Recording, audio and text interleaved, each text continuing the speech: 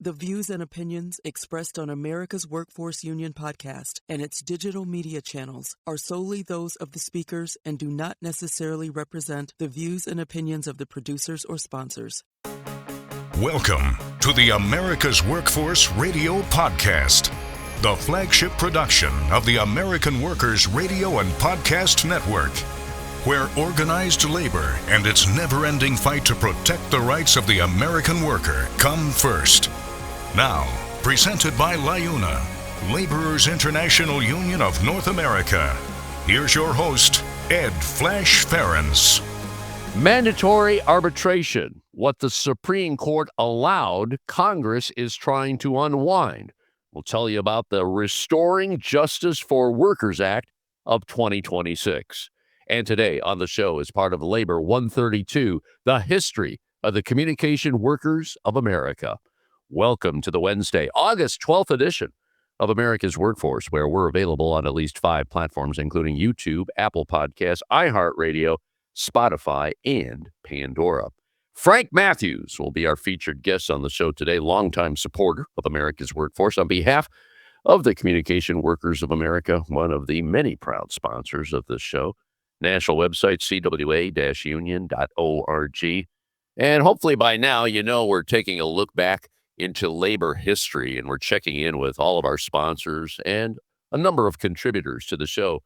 Talk about what unions have done for workers in America. And today we're going to focus on the Communication Workers of America, which was actually founded as the National Federation of Telephone Workers.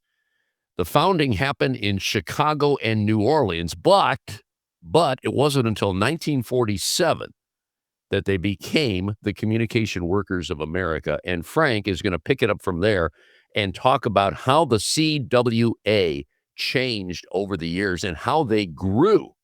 And a lot of first woman, first African-American in leadership positions. We're also going to talk about something that happened in 1989. Tragically, it involved an individual by the name of Gerry Horgan, who was a chief steward for the CWA, who died after being struck by a car. He was working a picket line in August of 1989. And from that point on, CWA workers started wearing red. Why they wore red? Well, that's exactly what Frank is going to talk about as our featured guest right here on America's Workforce. And I'll tell you, there's a lot of history posted on the CWA website. Just go to CWA-union.org. Very storied union, very powerful union for so many workers in America. Now, a brief look into the world of labor. This segment brought to you by Boyd Watterson Asset Management. You can find more at boydwatterson.com. U.S. Representatives Jerry Nadler out of New York, that's District 12, and Bobby Scott out of Virginia, District 3, along with Washington Senator Patty Murray, have introduced a bill that would override the U.S. Supreme Court's decision back in 2018 called Epic Systems versus Lewis, which permitted employers to impose mandatory arbitration clauses on workers. This was a game changer. The legislation is called Restoring Justice for Workers Act of 2026, which would forbid the use of forced arbitration clauses in employment contracts and prohibit employers from requiring employees to waive their right to take part in joint class or collective legal action. Now, currently, over 50% of all non-union private sector employers impose mandatory arbitration on their workers, resulting in 60 million U.S. workers without access to courts to vindicate their rights in the workplace.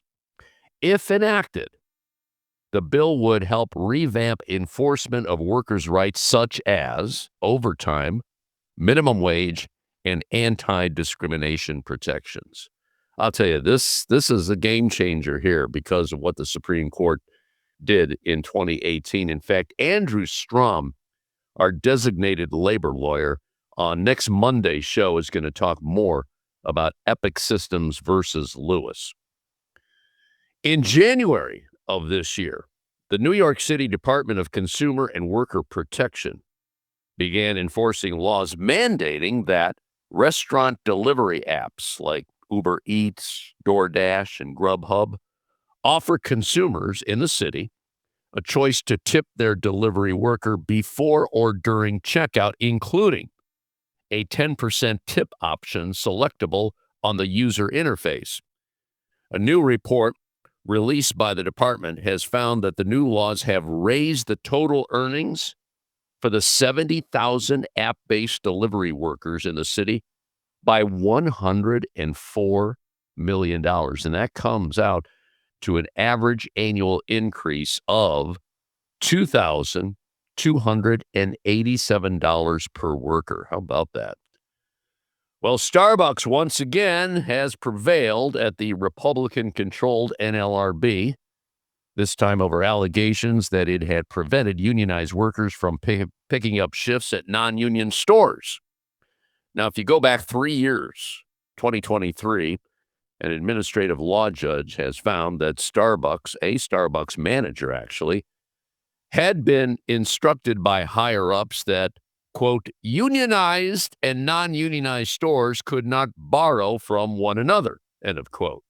Now here, borrowing means a worker from one store picks up hours at another nearby store in order to increase their hours, since Starbucks rarely schedules workers for 40 hours a week. Well, the law judge held that this impermissibly limited and restrained workers' right to organize. In overturning this lower decision, the Labor Board relied heavily on the actual interaction that brought this case to the board. In this so-called interaction, a unionized worker reached out to a supervisor of a non-union store after hearing rumors about this limit on borrowing. Well, the manager confirmed the rumors, but equivocated, saying, I said that's what I heard or read at a union seminar, but that doesn't mean I truly know. The manager also said, you're always welcome at my store. Well, the NLRB's sole Democratic member dissented, saying, I do not assign the manager's lack of certainty and her assurances about borrowing at the Green Lake store the same weight that my colleagues do. So the worker lost. Starbucks won in this case. No surprise there. All right, we are going to take a quick break. When we come back, Frank Mathews taking a look at the history of the communication workers of America. You're listening to America's Workforce with Ed Flash Ferens. It takes LIUNA to build North America's infrastructure. From roads and bridges to schools and skyscrapers, the men and women of LIUNA, the Laborers International Union of North America, build the projects we depend on. From constructing the Freedom Tower on the site of the former World Trade Center to untangling Washington, D.C.'s congested interstate, LIUNA members do the work that matters. Find out what it takes to be built by LIUNA at liuna.org. That's liuna.org. America's Workforce is brought to you in part by the United Steelworkers. You can find more at usw.org. Blue Cross and Blue Shield companies formed out of a need to provide affordable health care to teachers, to loggers, and miners. Back in 1965, the Blues developed the National Labor Office to strengthen its commitment to organized labor.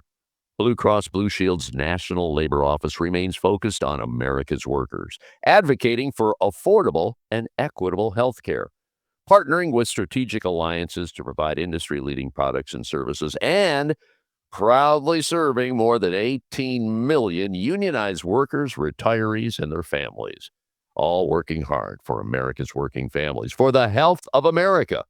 You can learn more by following them at Blue Labor on LinkedIn and X, formerly known as Twitter. America's Workforce is presented by the Laborers International Union of North America. Feel the power right now at liuna.org. America's Workforce is brought to you in part by the Communication Workers of America. You can find more at CWA-union.org. This segment of the show is brought to you by the Brotherhood of Maintenance of Way Employees Division of the International Brotherhood of Teamsters. For more information, please visit bmwe.org.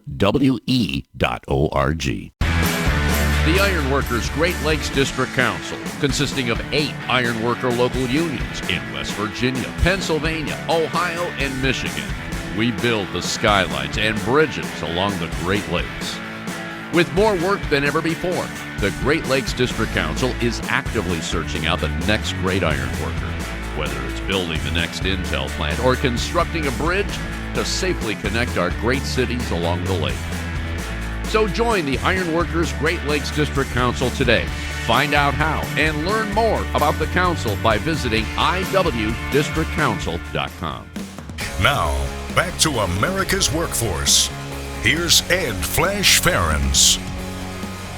And remember, you can check us out on Facebook or follow us on X, formerly known as Twitter. That would be AWF Union Podcast, AWF Union Podcast. I want to continue with our march toward Labor Day. We call it Labor 132. This Labor Day is 132 years in the making.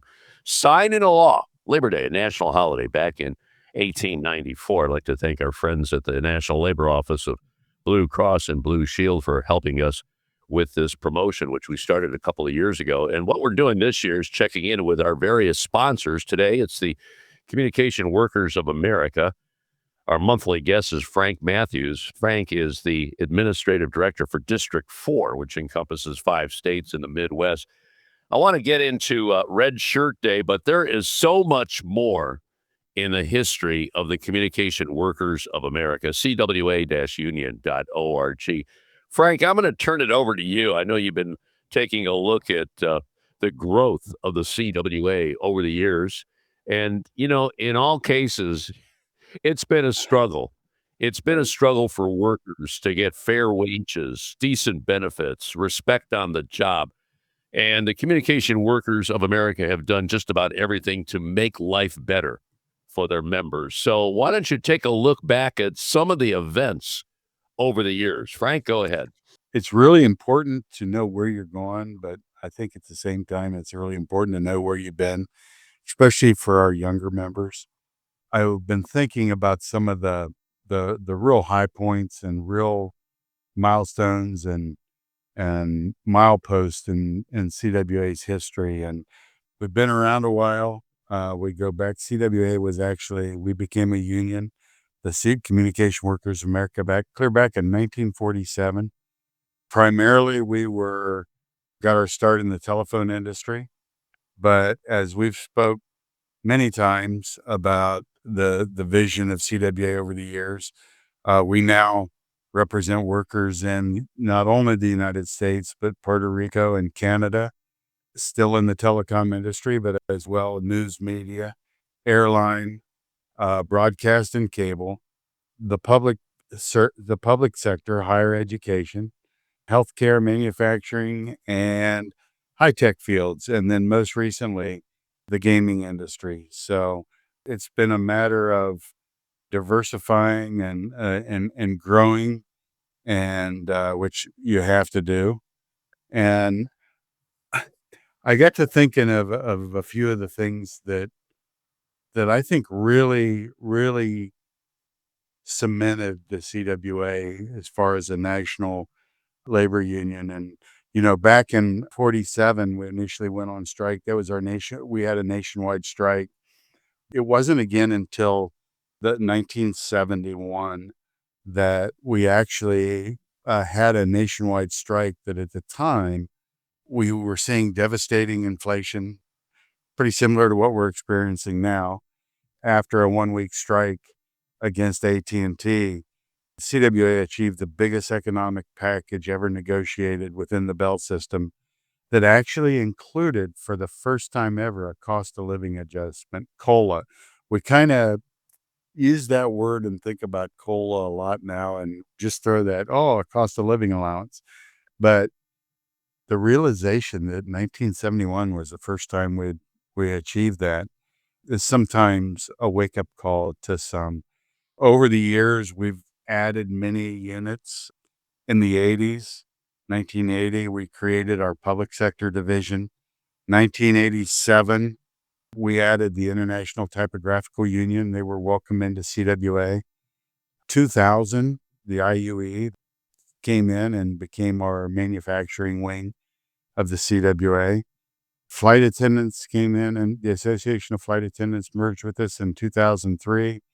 Some of the, NABIT came in, broadcasting unit.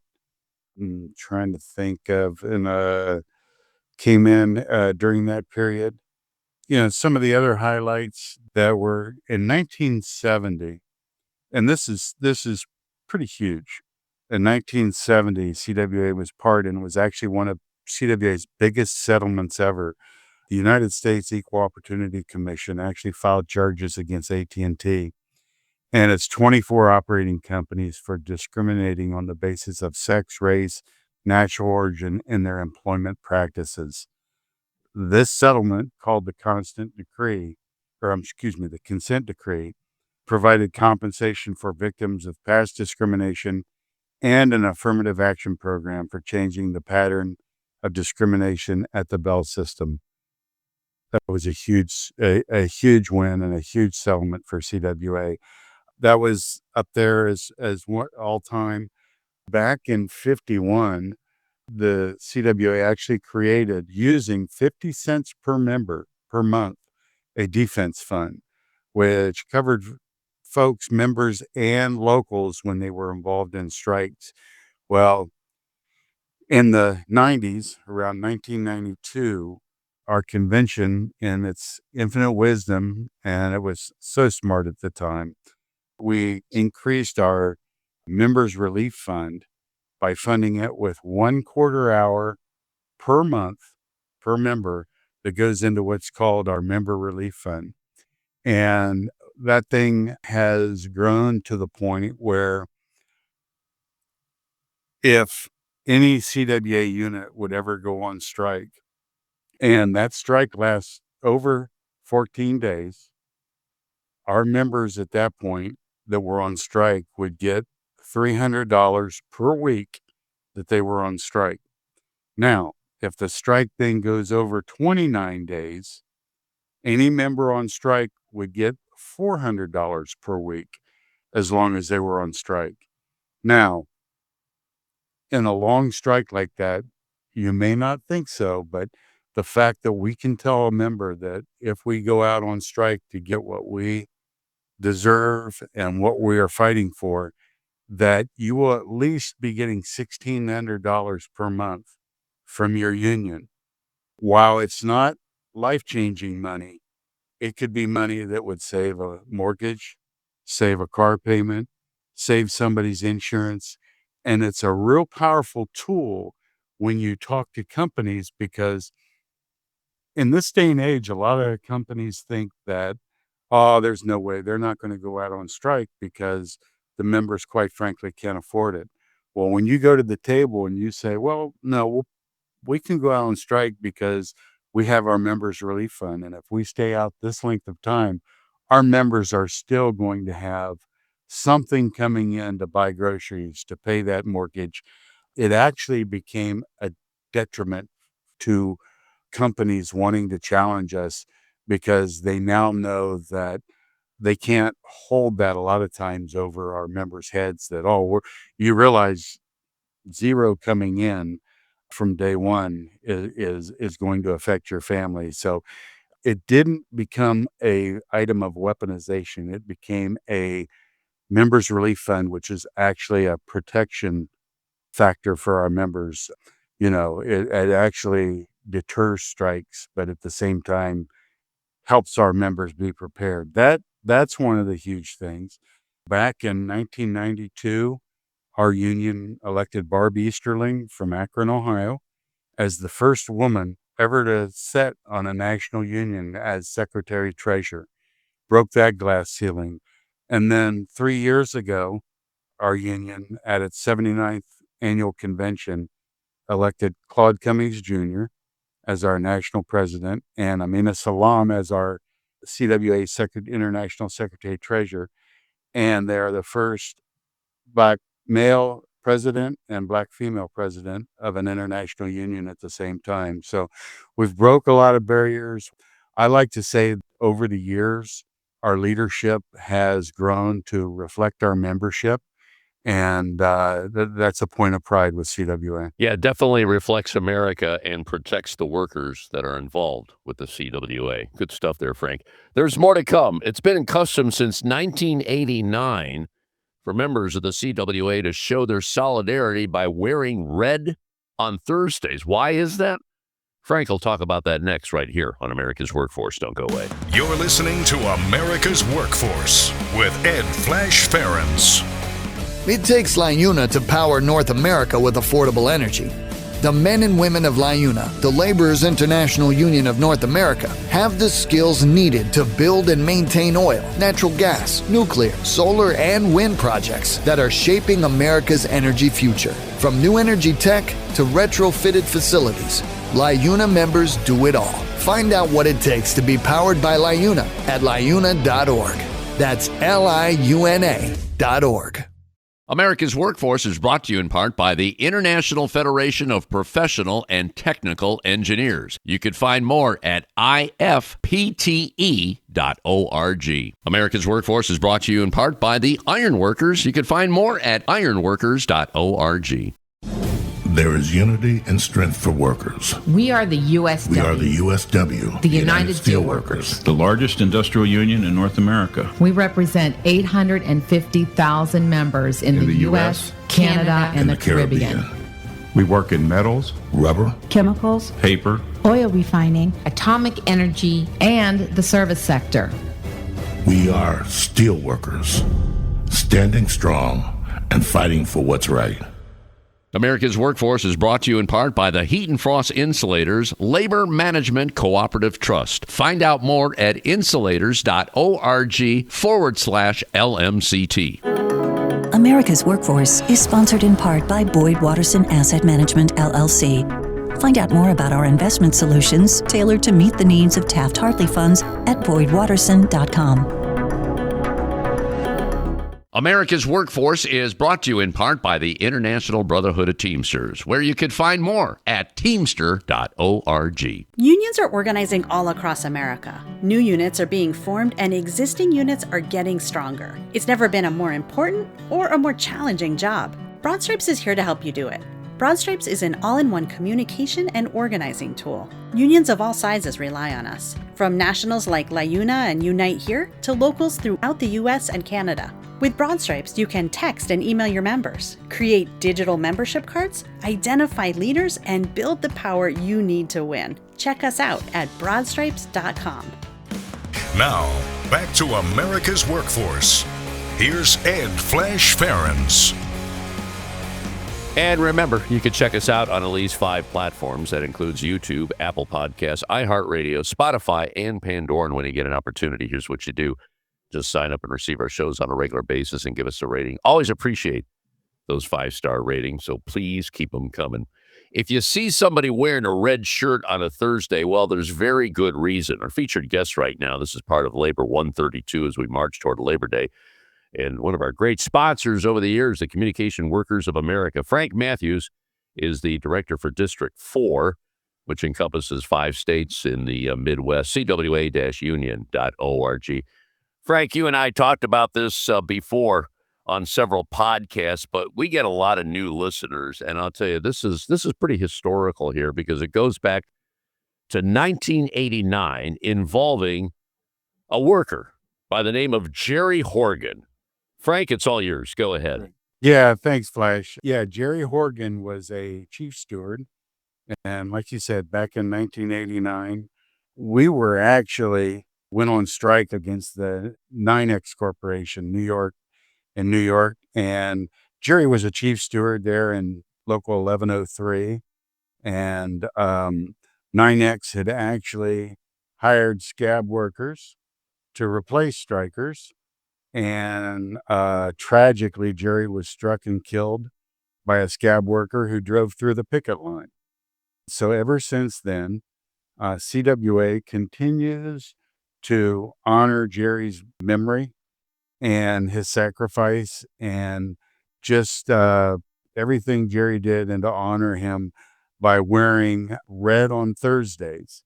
And actually, it's one of those things where up until that point, red really never was CWA's color. I mean, nationwide, you can just associate many labor unions with their colors. Like when you go to an event, you see green, you know it's AFSCME. They're ASME folks, the big green machine, they called it, or we call it. Up until that point, red really wasn't CWA's identity, but that, based on this, red has tended to become CWA's color, to where many times when you call to have shirts made or have something made for CWA, automatically the provider will go, "Do you want that in CWA red?" And so it's very, very indicative of the sacrifice that Gerry made, and it's kind of become our identity. But it's all in honor of Gerry Horgan.